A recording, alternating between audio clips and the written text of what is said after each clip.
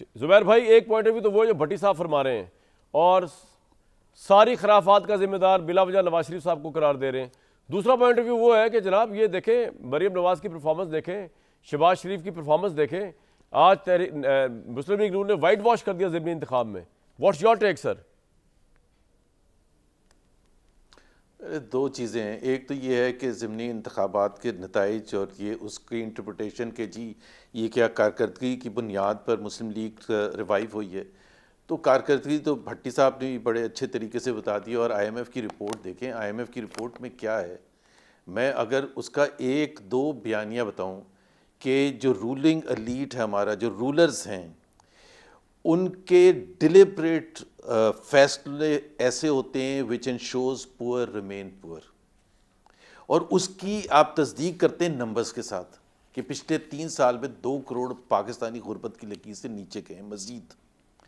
इसी दौरान आपकी जो जो जो IMF की रिपोर्ट है कि पाकिस्तान में अगर गवर्नेंस सिस्टम सही हो तो 6.4% तक GDP ग्रोथ जाएगी। हमारी 1.62% रही है, 1.62% रही है एवरेज पिछले 3 साल में।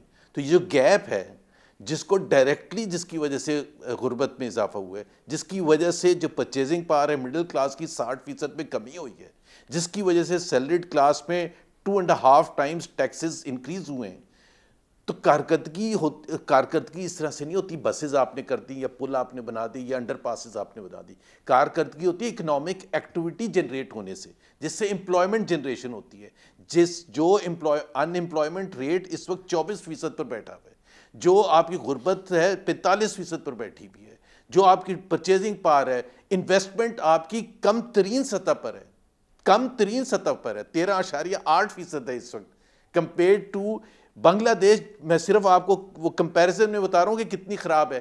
30% से ऊपर है बांग्लादेश, 33% से ऊपर है इंडिया की, लोग फिर भी नून लीग को वोट डाल रहे हैं, ये क्या वजह भाई? कारकर्दगी की मैं आ रहा हूं। अच्छा, हाँ, अब जाहिर है इलेक्शन हुए। एक तो देखें 2024 के इलेक्शन के हवाले से तो मुस्लिम लीग का हर लीडर, तकरीबन हर लीडर जो पब्लिक में उसने पॉइंट ऑफ व्यू दिया है कि जी 2018 में क्या हुआ था। आप मुसद्दिक मलिक से पता नहीं 10 दफ़ा पूछ चुके हैं, वो कहते हैं 2018 में भी तो हुआ था, आए बैठे हम देखते हैं आइंदा सही करते हैं। मतलब ये तस्लीम करते हैं कि 2024 में हुए।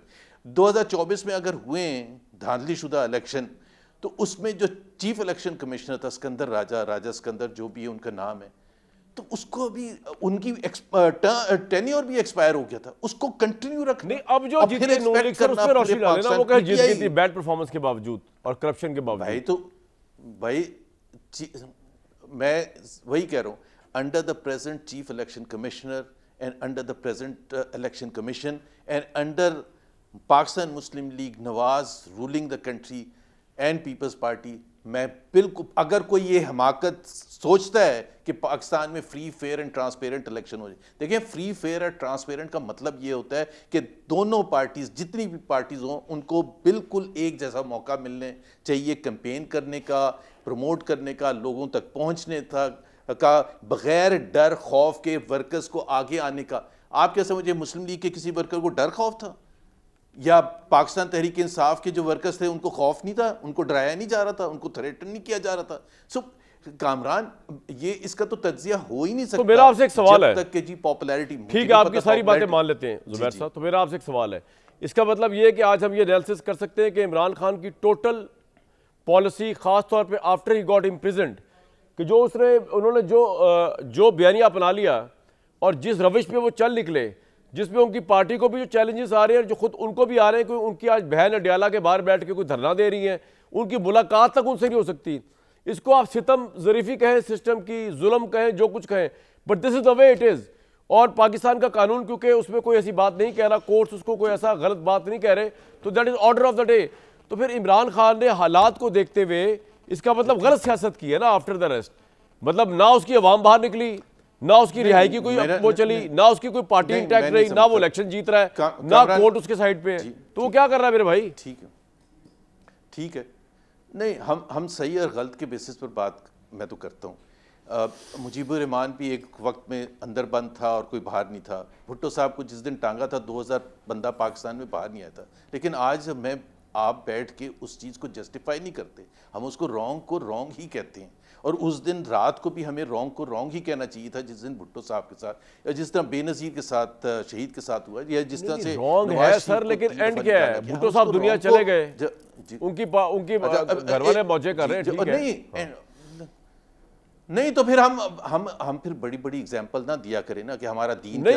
मुजीबुर रहमान तो अगर तिला साजिश केस में उनको थोड़े दिन रख सके थे जेल में, अब उन्होंने पूरा बंगाल बंद कर दिया था उनकी अवाम ने, अवामी लीग ने छोड़ना पड़ा उसे। इमरान खान समझा था मैं मुजीब से बड़ा लीडर किया था, उस वक्त नहीं बंद किया था, उस वक्त नहीं बंद किया था। आपने फिल्म भी बनाई है, लेकिन मेरा उसको आप हिस्टोरिकल कॉन्टेक्स्ट में बता दूं, जब फौज उस वक्त की जो हुकूमत थी उसको रियलाइज़ हुआ था कि जी हमें फ्री फेयर और ट्रांसपेरेंट इलेक्शन कराना है और ये केसेस वापस करने हैं। 1969 में जब राउंड टेबल कॉन्फ्रेंस हुई थी तो पॉलिटिकल ऑपोजिशन ने कहा प्रेशर ही था ना, पॉलिटिकल पार्टी से भी कहा बंगाल में काम नहीं हो रहा, अच्छा हड़तालें हो रही हैं। मैं एक वजाहत कर दूं, सर मैं एक वजाहत कर दूं आमिर राना साहब की बात पर और IMF की रिपोर्ट पर। वो जो 5300 अरब रुपए जो कि वो कह रहे हैं, जो नैब ने खुद कहा कि रिकवरी की है, वो कह रहे हैं कि जी PTI के ज़माने की थी। मैं ये डिमांड कर रहा हूँ कि वो 5300 जिनसे रिकवर किए उनके नाम बता दें। ये क्या मुझे और आपको राइट है पूछने का? ये नहीं है, ये बहुत बड़ी रकम है, ये कोई छोटी रकम नहीं है। इतनी बड़ी अगर हुई है करप्शन, और साथ में रिपोर्ट ये भी कह रही है कि ये मिस गवर्नेंस कंटिन्यू है आज के दिन भी, तो मुझे और आपको हक नहीं पहुंचता कि वो जो 5300 अरब रुपए जिनसे रिकवरी हुई है उनकी क्या अकाउंटेबिलिटी हुई है, उनको क्या सजा हुई है, वो कौन लोग थे? चले वो बता दें कि PTI के ज़माने में प्रोक्योरमेंट रूल्स को रिलैक्स किया गया था, इस वजह से हो गई थी, या PTI के ज़माने में ये मैं तो PTI में नहीं हूं ना, मुझे तो ये राइट है कि जी अगर पाकिस्तान में ऐसा हुआ है और हो रहा है और ऐसी हुकूमत है जो कि IMF कह रहा है, तो आप मुझे बताएं कि डिप्टी प्राइम मिनिस्टर लेवल के बंदे को तो आके कहना चाहिए ना कि सब झूठ लिखा हुआ है और बिल्कुल साफ शफाफ है हमारा गवर्नेंस का। जुबैर साहब मसला बताऊं क्या है, पाकिस्तान में आप लोगों को बहुत बड़ी गलतफहमी है, पाकिस्तान में करप्शन जो है अवाम का इशू नहीं है जी। मैं ये नहीं कह रहा हमारी अवाम एट लार्ज करप्ट हिमसेल्फ है, लेकिन उनको इशू नहीं है। मेरा ख्याल है Kamran, I have to correct you, no I have to correct you. जब वो कहते हैं इस मिस गवर्नेंस की वजह से पुअर इज केप्ट पुअर, तो आप कह रहे हैं अवाम का मसला ही नहीं है। जब वो ये कह रहे हैं कि ग्रोथ रेट 6.4% होनी चाहिए और आपकी 1.62% है, और आप कह रहे हैं अवाम का मसला ही नहीं, अवाम का डायरेक्टली मसला है। मैं उस कॉन्टेक्स्ट में कह रहा हूं कि अवाम और आपका नहीं है, लेकिन आप ये कैसे कह रहे हैं कि अवाम, आई मीन आप ये कह रहे हैं कि अवाम जो है, और सर मेरी बात तो सुन रहे हैं, आप कमाल कर रहे हैं, इकोनॉमिक एक्टिविटी नहीं जनरेट कर रही है मिस गवर्नेंस की वजह से, प्रोक्योरमेंट रूल्स को बैंड किया जा रहा है, जब MNA इसको पैसे। ये कौन सा कोई इंग्लैंड है जहां पे खालिस दूध मिलता है या पेट्रोल के अंदर घासलेट ही मिलाया जाता है? मेरे भाई यहाँ की आवाम का भी मुझे पता है ना मॉरल स्टैच्यू क्या है। क्या सजेस्ट कर रहे हैं? मैं सजेस्ट ये कर रहा हूँ कि इस मुल्क में जहां पे लोग करप्शन में सजा याफ्ता हुए, यहाँ पे वो लोग जो करप्शन में जिनके इल्जामात लगे वो जेन्युइन वोट ले लेते हैं अवाम से। अवाम के लिए इशू ये स्टिग्मा ही नहीं है जो आप बना के बैठ के इमरान खान ने बनाया था, और अब खुद इमरान खान करप्शन में अंदर है, तो अब उसकी करप्शन के अगर इमरान खान जितने आधे, मेरी बात तो सुन लें यार, मैं इमरान खान को नहीं छोड़ सकता ना सर, मेरी अर्थ तो सुन लें। इमरान खान साहब या नवाज शरीफ साहब, मैं जो बात कर रहा हूं, मैं साहब मेरी बात तो सुन लें, अर्थ तो सुन लें मेरी। पहले मैं बात, आप मेरी पहले बात सुने, पहले मेरी बात सुने, पहले मेरी बात सुने। उस रिपोर्ट में लिखा है 24 करोड़ अवाम को जकड़ के रखा है, they are trapped in crisis, in आपको पाकिस्तान समझा नहीं सका, इन मिस गवर्नेंस। ये रिपोर्ट में मेरा सवाल सुन ले, आप कह रहे हैं कि जी वो मेरा सवाल सुन ले भाई, आसिफ अली जरदारी क्या ताल्लुक है, नवाज शरीफ का इससे क्या ताल्लुक है? सर सुन तो ले जी, मैं अवाम का बता रहा हूं ना आपको, ये तो आपकी बात होगी, इसको मैं चैलेंज नहीं कर रहा, करप्शन नहीं होनी चाहिए, मैं कब कह रहा हूं होनी चाहिए। अब मैं आपको कुछ और कह रहा हूं, मैं कह रहा हूं यहां की अवाम जो है उसका मैं आपको बेंट ऑफ माइंड बता रहा हूं, सुन तो लें हिम्मत से सर। यहां पर पीपल्स पार्टी मिस्टर 10% मशहूर रही, सही रही या गलत रही? दुनिया कोई और मुल्क होता ये कभी इनकी हुकूमत आ सकती थी 2008 में, और जिस तरह ये सिंध में हुकूमत कर रहे, यहाँ की अवाम डजंट माइंड। नवाज शरीफ साहब पे करप्शन का कितना बयानिया बनाया इमरान खान ने कामयाबी से, पनामा में फारिग भी कर दिया, उसके बावजूद 2018 में नवाज शरीफ इलेक्शन जीता, उसको खैर रिजल्ट चेंज कर दिया गया।